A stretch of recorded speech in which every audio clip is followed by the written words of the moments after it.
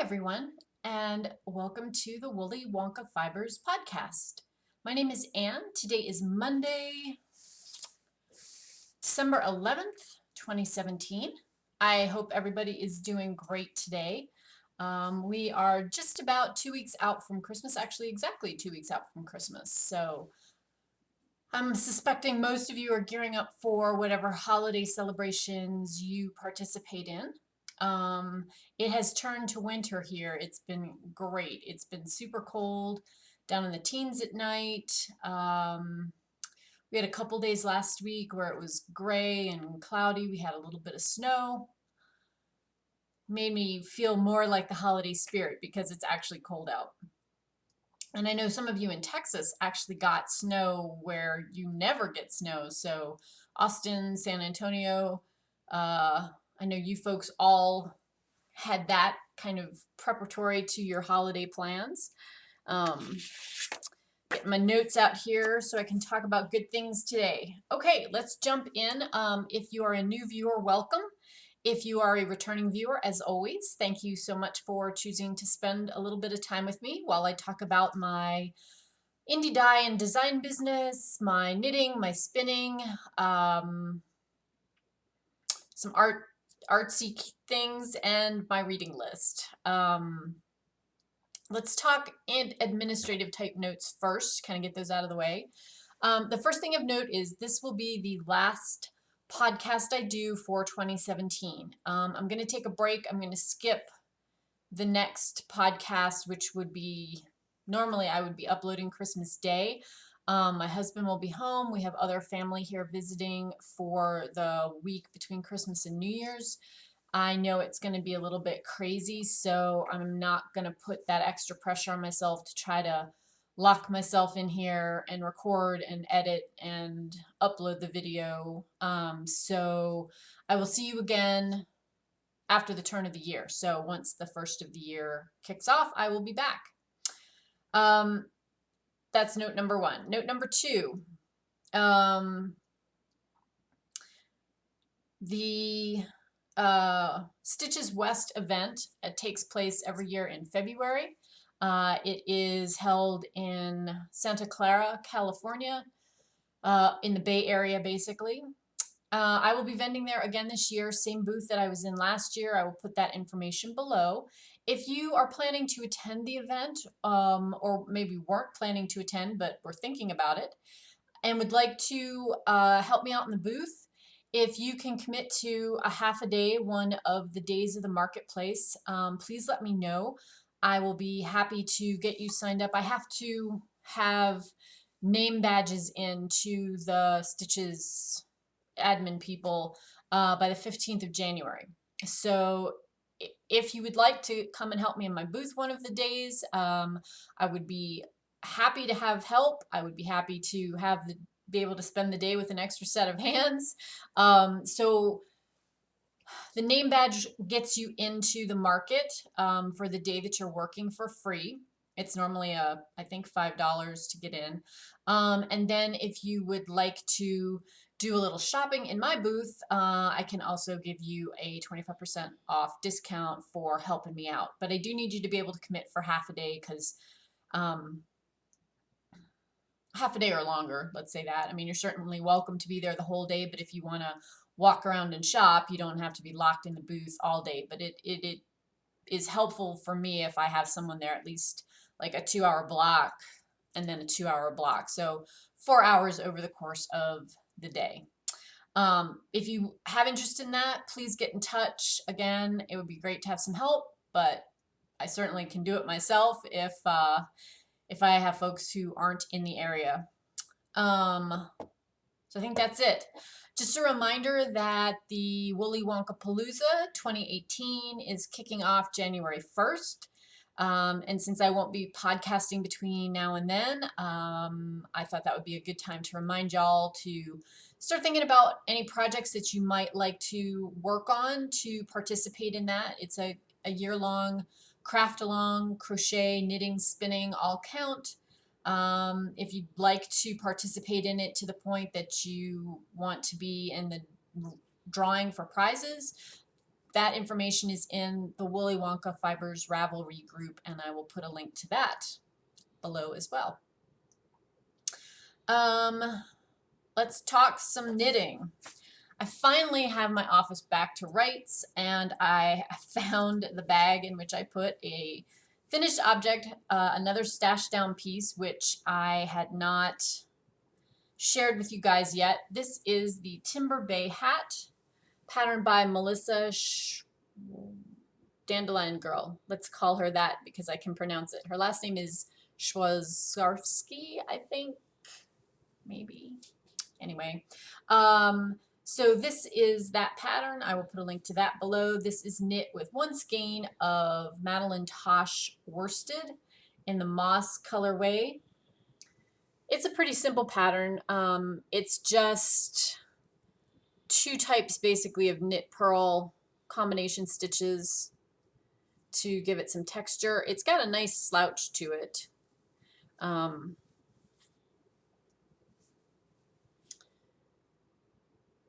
And a good stash busting project. Not a hard knit at all. That one is going to go into the gift box or giveaway box, probably charity knitting box. So that was finished, and that was actually finished a while back, but like I said, I hadn't found it to show you guys.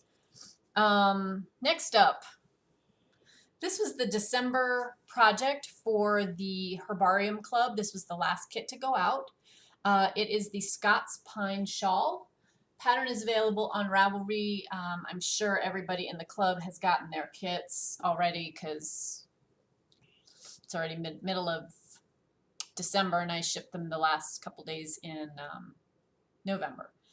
So this is an asymmetrical shawl. It's cast on here at the bottom with that pretty pine burr lace edging. So you work the edging back and forth, and then you pick up stitches along this top edge, and then you work the rest of the shawl up to the top. So you're working decreases as you work the lace pattern. And it is worked with two colors. The first is a tonal dye. This is Minerva down here at the bottom, this really dark pine green, bluey pine green. And then the remainder of it is a gradient in the colorway Agave. So you can see all the pretty open work lace.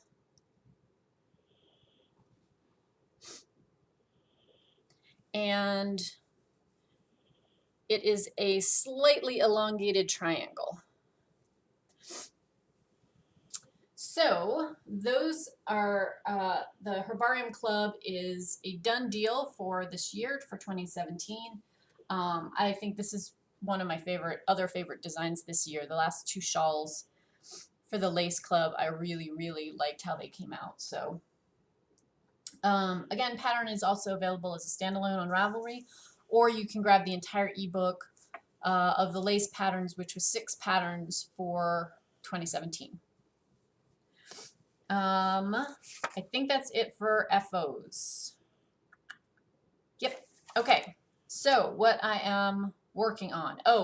Another small announcement that's kind of in the FO bracket. If you were looking for any of the Fall Filament magazine patterns, those are now all available on Ravelry as standalones. You still get a better price if you buy the whole collection. But if there was one in particular that you wanted to knit, those are all now live on Ravelry as individual downloads. And I will put a link down below to the collection so you can peruse those at your leisure. Winter Fall Filament is coming out soon. Kathleen is in the final stages of layout on that. So probably in another week or so, probably closer to the end of the week, next week. Okay, so what I am working on, doing some more stash busting. I did, last time we talked, I discussed whether or not I was going to cast on for another hat, or if I was going to do some holiday socks. So I opted for holiday socks. This is Jinx yarn. Self-striping, strong sport. 80% superwash merino, 20% nylon in the colorway gingerbread house. And I have one sock, whoops, sorry about that, one sock completely done. And the second sock is ready to have the heel put in. I got to that point last night. These are, because they're sport weight socks, I'm working these on a size 2 US needle, and I'm doing a 56 stitch leg circumference. 1x1 twisted rib at the top, and then I'm just knitting, popped in the fish lips kiss heel, and my usual kind of wide toe. So I'm hoping to have these finished this week, and then I could actually wear them for Christmas, which would be really awesome. I think I can do that because, like I said, I just have the heel and then the rest of the foot to do. So these are fun. They knit up crazy quick because they're sport weight. So those are on the needles. And then we had several mornings where it was in the teens. It was in the teens again this morning when I got up, actually. It's been cold. And I suffer a little bit from the cobbler's wife syndrome, which is I rarely knit things for myself that I want to wear on a daily basis because, well, yes, I could certainly wear the shawl and, you know, wrap it and have it be a winter scarf layer piece. If I want to take it and use it as a sample at a show, I kind of can't wear it out every day to shove in my down jacket and play ball with the dogs. And, you know, stuff just starts to show wear after a year of doing that. And I like my show samples to look nice. So I tend not to knit things that I personally am going to wear. So then I don't have anything. And then all of a sudden it turns cold and I think, ooh, I wish I had something. So I popped into my hand spun bin and I grabbed 2 fingering weight yarns that I had spun up. Now, these were originally a bat. They were a carded bat from a fiber club. I've just misplaced the name of the company, Northwoods Fiber Studio, something like that. I'll put a link down below. The line that the producer runs is called Bats by Bee. That's her daughter. And these were themed after the American bald eagle. So the original bat, these were all blended together, but not heavily blended. There were chunks of the cream-colored alpaca kind of layered on top of the dark brown superfine merino with the little flecks of that kind of blue-gray silk noil. And the original plan for the bat from the artist, from the fiber artist, was to spin them all together. And I didn't want to do that. I just didn't want to do that. And it's only 3.5 ounces total of fiber. So what I did was I split out all of the white. I picked all the white out, or a lot of the white out, and I spun that separately. So this is just 100% undyed off-white alpaca. Super soft, really, really nice. And then this bat is the merino and silk noil combined. And so my plan from the get-go was to use these together in a project. They're spun to the same weight, although the alpaca is a little denser and the merino is a little poofier, as you would expect. So there was less fiber left in this. I think there was like 1.1 ounce and there was 2.4 ounces, I think, in this. So anyway, my plan had always been to work on a project that would contain both of these. So I went looking, the wonderful world of Ravelry, and I found this cowl pattern called Arboles, I think is how you pronounce it. Sashka Masevich, not sure. Anyway, This looked perfect. Calls for original Malabrigo fingering weight. Grist was just about right. So I went ahead and I cast that on, and I'm not quite, but just about halfway done the pattern. So this bottom part is the plain brown hand spun with the little flecks, very tweedy. And then this is the slip stitch section that has the alpaca added in. And so my thought was, if I get to the top of this and I've run out of white, instead of binding off in the white and doing that border, I'll just put the brown back at the bottom so it won't have a top and bottom. I like how this pattern looks and I'm enjoying knitting it, but just beware, it has some issues. Like it lists the finished size as a 7-inch circumference. I know that's not right because 7 inches is like a skinny sleeve cuff. And that would not fit over your head, and it certainly would not look like this. From the get-go, I decided that I wanted a more snugly fitting cowl, one that kind of stood up and didn't drape quite as much. And when I looked at the cast-on numbers based on the gauge, it was going to be really long, like almost long enough to wrap. And I knew I wasn't going to have enough yardage for that. And this doesn't look like it's a wrapped cowl. I mean, maybe it is. Maybe she's got extra in the back, you know, back here that you can't see in the photo.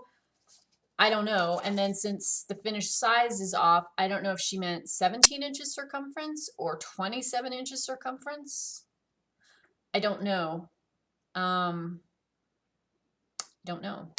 So I just calculated out that I normally like snug fitting cowls between 20 and 22 inches.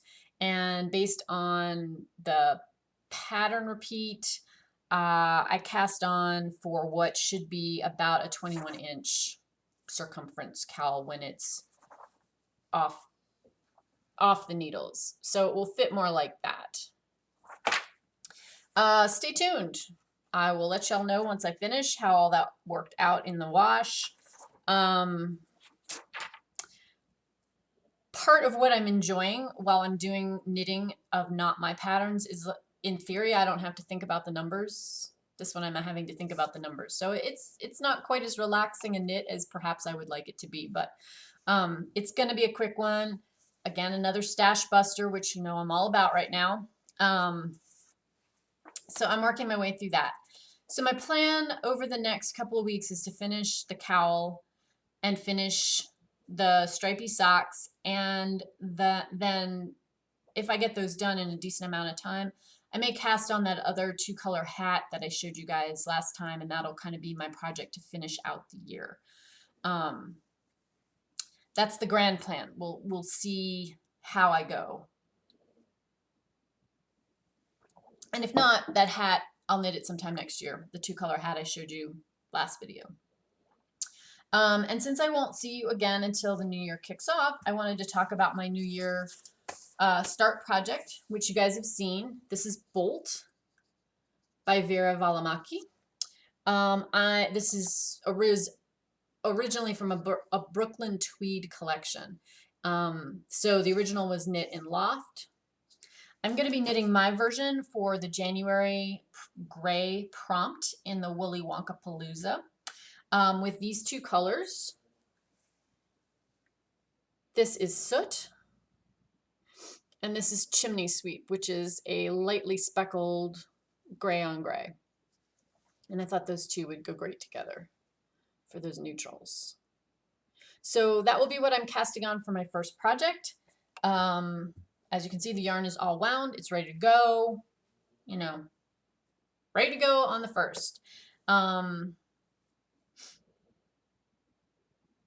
I think that's it for knitting.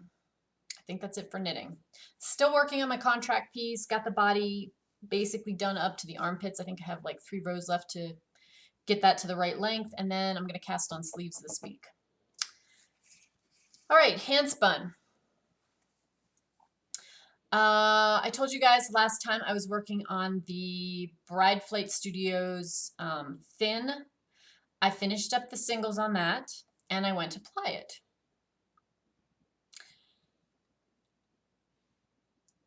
When I started spinning bobbin number 2's worth of singles, I had some unwanted help.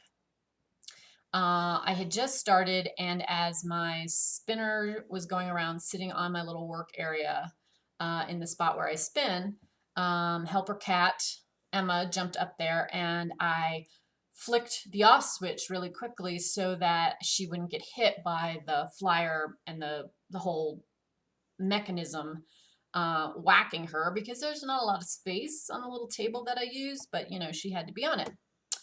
And I had just started. I had like just attached the end of the fiber into my leader to get started on that spin. Well, when I flicked it off, I reversed the direction on it. So one bobbin is spun with the twist going as a Z ply, and one is spun with it going as an S ply. Normally I ply both as Z's, both singles as Z's, and then you would ply them as S's. That's what gives you a nice smooth yarn. Had no plans for this to be some funky, kinky, bizarre boucle art yarn, but that's how it's winding up when I'm plying it. So it's currently in timeout while I think about what I want to do. I have a couple of options. I could use the individual singles, but I couldn't really use them. I could use them together in a project, but because they're singles and because they're spun with the twist going in different directions, some of the knitted stitches will go this way and some will go that way. We need a very special project. I'm not saying it can't be done, I'm just saying it would need a very special project. Yeah, so it's in timeout, and I will think about it a little bit more and let you guys know what I decide. In the meantime, I am going to pop this little 2 ounces of merino cashmere on my wheel, and this will finish out the year for me. Roving is from Ocean Wind Knits. It's fine merino and cashmere. It's an 80-20 split. It is 2 ounces of this pretty blue-green. So my plan is to spin that up as, the colorway is Peppy. Spin that up, do some knits with it, and fingerless mitts with it once I get that done. I'm gonna ask you guys to hang on 1 second in your world. I need to run and grab my next project to show you. I will be right back. Hi everyone, I'm back. Sorry about that. I had left my next thing I needed to show you over on my work table. So that was it for spinning. Next up, going to talk about a little bit of stitching. I am really happy to say that I finished the Under the Sea Sal I've been working on this whole year. And have framed it. So I have finished the last block, which is that one right there with the crab. Excuse me. And picked up this great little frame from an Etsy seller in Florida with the shells on the outside. So I'm really pleased with how this turned out. I think it's super cute. And I just need to finish attaching the back permanently, and then it is ready to hang. So that is done. Finally, let's talk books. First up, let me just say that I am in the home stretch. So when I talk to you in 2018, I will have completed, I feel sure of this, the 2017 Around the Year in 52 Books challenge. I am on book 52. I'm about halfway through it, or a little less than halfway through. I think it's about 700 pages, and I'm at like 325 or something like that. Excuse me, a little croaky this morning. So in the interim, I have finished books 50 and 51. So I'm on book 52. which is the Time Traveler's Almanac, which is a collection of short stories about time travel. You might have guessed that. So the last two books that I read this past week, the first one is called The Settling Earth. The author is Rebecca Burns. This is also a collection of short stories. It's set in New Zealand around the turn of the 20th century. The 10 stories are all interwoven. So the first one starts out with a young wife who is kind of holding down the fort on their homestead while her husband's away. So that's a short story about her experience. And then the next story is actually about her husband. And he's on his way back from a trip to town. And then the next story is about one of the people that he met in town. And it's done so seamlessly where all of these characters' stories interlock with each other that it really feels like you're reading an entire arc. And each one of the stories is really, really well crafted. So you get, in a minimum of pages, this person's entire character and where they fit into this larger story arc. And the story becomes circular. So where the first story of the wife ends in terms of chronological time, the last story of the book fits in just after her story ends. So it's a really great set of vignettes, but it also stands alone as a singular book. Rebecca Burns wrote 9 of the 10 stories. The last story was actually written by an Aboriginal author in New Zealand and is about an Aboriginal character who fills out this story arc. So I thought that was kind of an interesting take on it, where they added in this one extra author's voice. And it's not jarring. I mean, obviously they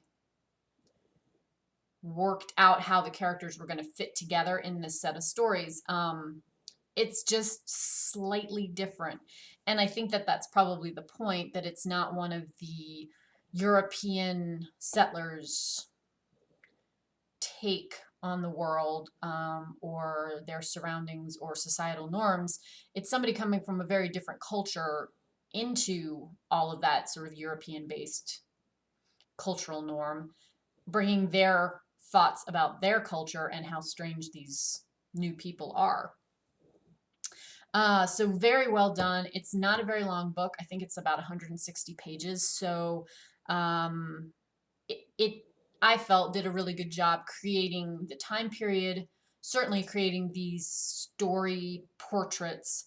And it was nice to read a little bit about New Zealand. I don't know very much about New Zealand or Australia, and I think most of what I do know is perhaps movie information, which may or may not be a truth. So I really enjoyed reading this book. It opened up kind of some new venues for me, which I enjoy. That's one of the things I like about a good book. So a recommended read if you can find it. The last book of the year the last book I read for this year-long project was The Shadow of the Wind.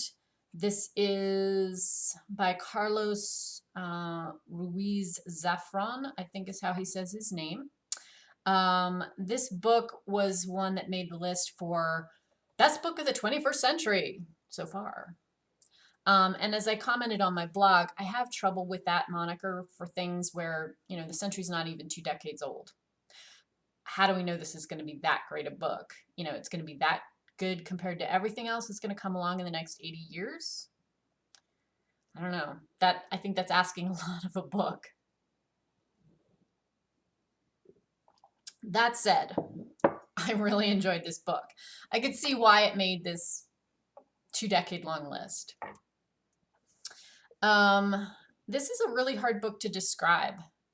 It's not something that I would say fits neatly into a specific genre. It has some elements of like Gothic not horror, but gothic, right, type books. Um, there's sort of a coming of age story. There's a little bit of a historical mystery.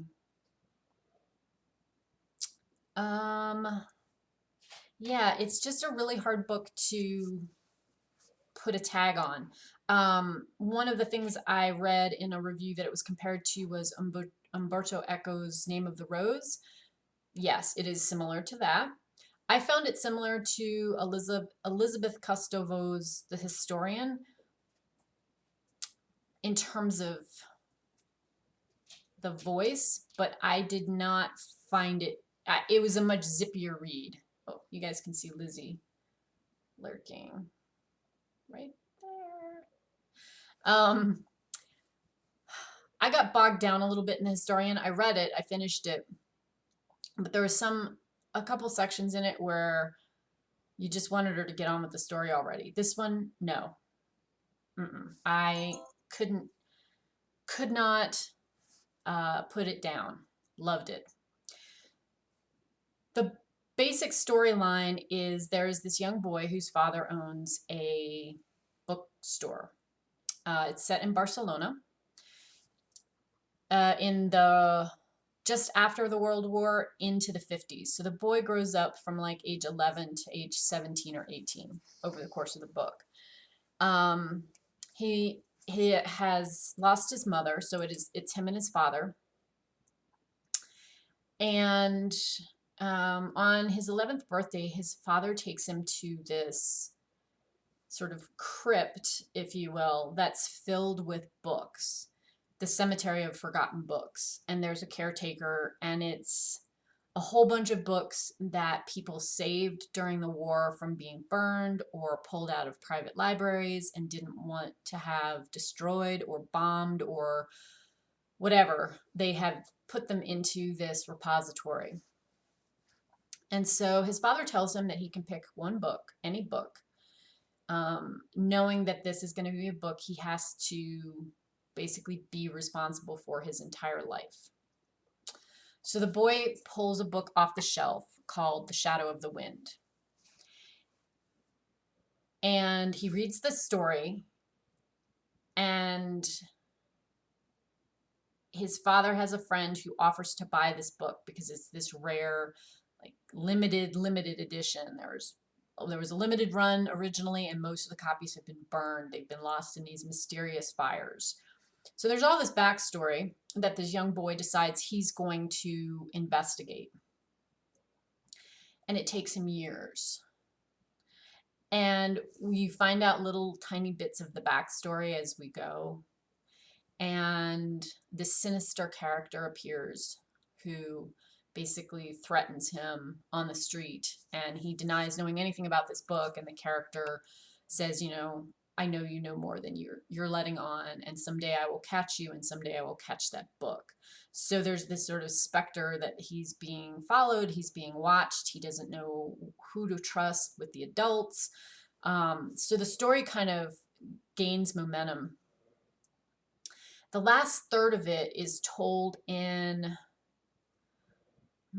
kind of the story within the story, where he locates some people who knew the author, and he's attempting to recreate what happened to the author of this book and why these books are being burned and what's happening to the copies of this book. And the story is told from the perspective of 3 different friends of the author, who knew him as a child, growing up into his early 20s. And so the young boy kind of begins to tease this story out little by little, and trying to figure out who's lying to him and who's made up parts of the backstory and all of this. And in the meantime, he has fallen in love. And so there's a tie-in with the bigger backstories with this young woman that he's in love with. So very interesting book, very well written.